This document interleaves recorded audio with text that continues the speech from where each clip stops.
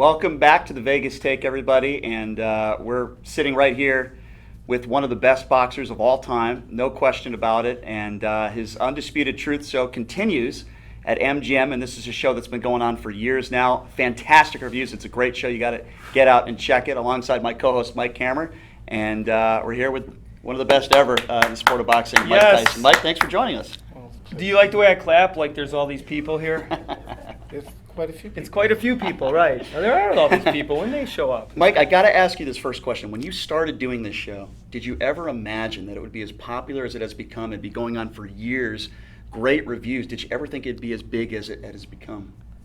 I don't know. I just knew I wanted to do it. Mm-hmm. First of all, I knew I wanted to do it. It's very grateful that all it's turned out to be. It took a life of itself. I've been doing the international. I came back from Argentina, Uruguay, Chile. I'm doing subtitle shows now. You're so open. I don't know. I'm sorry. It's good stuff. No, it's a great show. You're so open about your personal life. A lot of people, celebrities, whoever, they find it difficult to talk about their personal life and be as open as you are. Why do you find it so easy to be able to talk about some of those personal issues in your life? And I always talked about them, Mm-hmm. In one stage or another. Mm-hmm. It's always talked about them, and it's always been in everybody's face. So it's sometime in my life, and you just can't do it in an interview Q&A. So you have to explain the situation which they're familiar with, and make them more familiar with it, from my perspective. But now you talk about it and you're not getting in trouble. Now you got a big show in Vegas and you're allowed to say it. When you're saying it before, Right. you're having struggles. A lot of people don't realize this unless they've seen the show, but you're very funny. You're actually extremely funny. You have the cadence of a stand-up comedian. Did you have any influences in comedy? Hey, listen, I don't. I just want to do things. I just go by the way I feel, and I never looked at myself as a comedian. I was always the odious type of guy, Mike Tyson, and kick ass, baddest man on the planet stuff, and Right. that's funny in itself. Yeah. That is. But you have this style about you that is funny. Like when you say it, like I know you don't interpret it that way, but when you watch the show, you are actually, I do comedy, I do stand-up comedy and a comedy magic show, and timing is everything, and somehow you've got it. I guess it's just you, but it's great. It comes with it's life experience. Yeah, I guess. yeah. You learn your consciousness. Yeah. You learn to read your situations, your circumstances, your circumference, your environment. Yeah. And you have to know it's time to try to break the air. Yeah, sure. And try to say something. And normally, I would say with how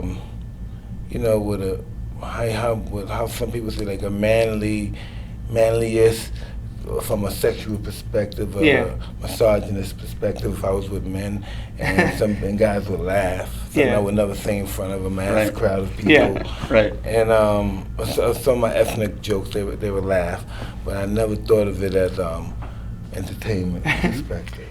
But it is funny. Very funny. Mike, I got to ask you a few boxing questions, of course. You've been very opinionated when it came to Floyd Mayweather. One thing I think everyone respects about your career, you were never afraid to get into the ring with anybody. And a lot of people have criticized Floyd Mayweather throughout his career of that. And when he compared himself to Muhammad Ali, you were very outspoken about that, and it seemed like that it bothered you a little bit, as I think it bothered a lot of people, not just yourself. Only reason, I know how your ego could get out of whack with this stuff, because all this stuff is about entertaining and pleasing other people's fantasies. And sometimes it can get to your head and we can forget who we are. Mm-hmm. And when it comes to it, we're from the low, being a fighter is the lowest form of human being. From the beginning, it's just real poor Instinctive, people, yeah. fighting for survival. Right. And for some reason, if you continue being successful, you could supersede and be places that you could never even dream of or imagine. And so I guess you could believe that you're of somebody's space. You could come from being a guy that was family's been kicked off welfare, street urchin, to being a super multi-millionaire. Mhm. So we could all get a little out of whack, so to speak. So we just all need, even myself sometimes, we all need to have our egos crushed. Mhm. Even myself, yeah.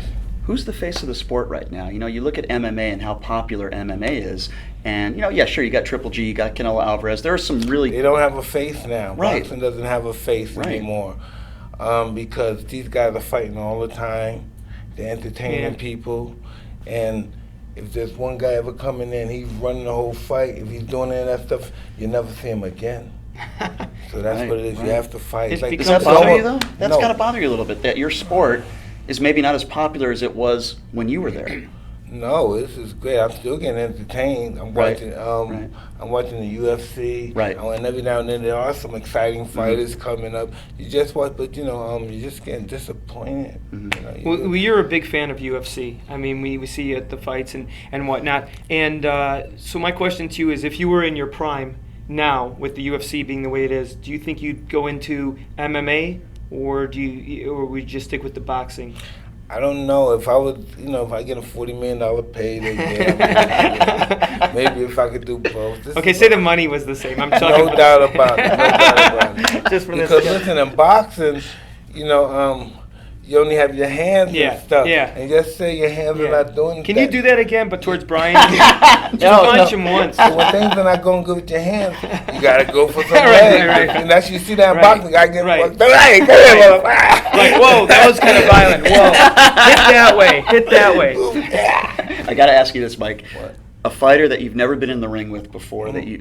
that you couldn't, maybe a different era that you've always wanted to get into the ring with. Who would that be? I don't know. I don't know. I'm not the same guy. I don't think about I would have got this guy. I'm just Right. glad that I got involved. I Right. did this stuff.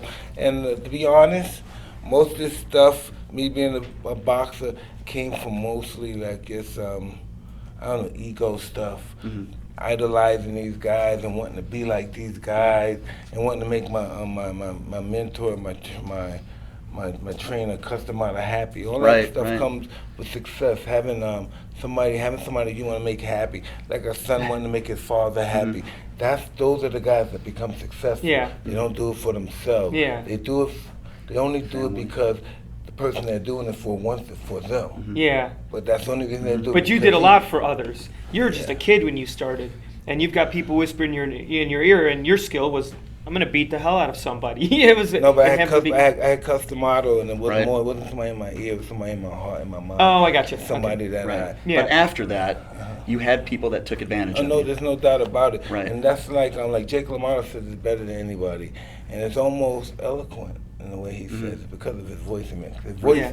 his tough voice makes it eloquent, and he says, "What we do for a living, we attract scum," Right. and that's what it is.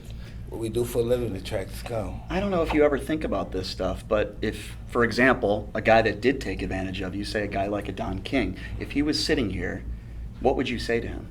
Hey, I'm not saying nothing to nobody. He wouldn't be sitting next to me. Right, But, right. I'm not gonna say I would deal Right. with that from a violent perspective either. But maybe before 10 years, 8 years ago. But now I Right. have my family and my kid. Yeah. I don't even think in that You don't think realm about that. realm anymore.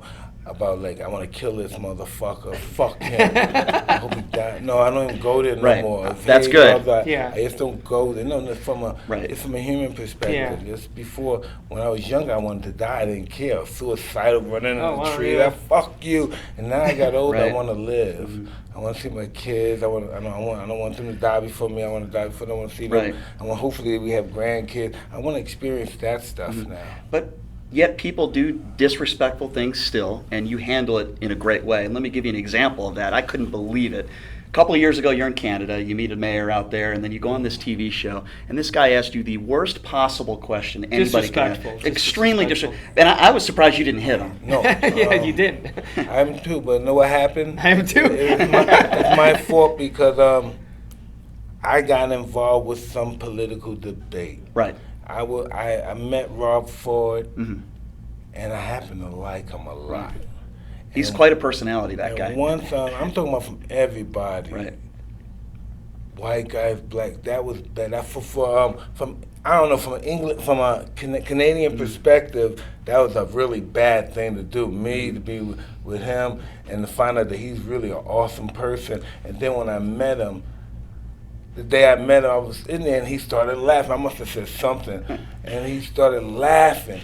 And he said, the day I got the worst news of my life, you made me laugh. And he said he had heard he was dying of cancer that day. Oh my gosh. And I was saying, what? Mm-hmm. What? So that was a crazy day for you. Yeah, but I'm really happy I met that guy. Yeah. I'm really happy I met him. So in your show, just to get back to that, because this is your stage show, which is amazing. Do you actually talk about a lot of things that I think a lot of people are surprised you talk about. Like you were talking about when you were in prison and you had sex with all these women visitors. No. Well, a few of them. Oh, no! It wasn't all of them? Well, a few of all of them. Yeah. How do you get sex with more people than anyone else when they go to prison? I mean, you got a friend that just went to prison. He's not going to get anything. I'm just saying that's what the lady said. Oh, that was the lady. She said, if anybody said, I can't believe you. And the lady said, and this, she said, I respect your courage. She said, if anybody else asked me, I would ship them so far away, they would have to get postcards from Alaska. But I said, oh, God, I'm so happy. And I'm just very grateful I didn't get in trouble, because I could have gotten in trouble. And really, I could still have been in there. And I'm just very grateful. I'm very grateful. Very grateful. But it's neat that you discuss all these things. I mean, that you are open about it and you discuss them in an interesting way. I mean, it takes a lot as an entertainer to put yourself out there. And I mean, you've been through a lot in your life, but what makes you on stage? You're just willing to discuss all this, and you're not just doing it just to do a show and do the money. You enjoy it. I enjoy it, but I have to know, in order for it to be successful, you can't make yourself a hero. Like, I'm this guy, and it's all happened to me. And you know, you have to, your flaws. And I always tell people that my flaws are my best quality. Yeah. My flaws. Yeah. And if I didn't have my flaws, I would be nothing. You just would not. I would just be nothing. I'd be too self-conscious. It's what makes you endearing, I'd be too self-conscious to talk. I'd be thinking, well, maybe you know what, Mike? I think that's why people too big. I'm a nigga. I don't know. I would be too self-conscious. Well, you did say you do have a funny reference, though. You said white people will help bring you up, but now. Fuck. Mike, I think that's why people love this show. I think that's why you do such a great job. I recommend anybody check out The Undisputed Truth. That's a Kane. What was Kane? Herman Cain. Now, he's messed up. He don't got no more powerful white people with him. No, man, they used to love Herman. Herman was the white man. Herman Cain, the pizza man, right? Man, Herman, you took people to where? Holyfield, that Mike Tyson Holyfield fight with 3 people that weren't your white. Oh, no, Herman. Well, Mike, and you get along with Holyfield now. Actually, Holyfield's an awesome guy. You did a commercial with him. Yeah. They fed you before the commercial. Yeah, right? thank God. Mike, hey, it's my man right here. Seats announced. It's my man. Mike, thanks so much for joining us. Appreciate you taking some time. And Thank you check so out much. his show. It's unbelievable. Undisputed Truth. Mike Tyson, the legend. Thank you so much. Thank you very much. I've been called worse, but thank you. That was great. Thank you so Thanks, much. Mike. I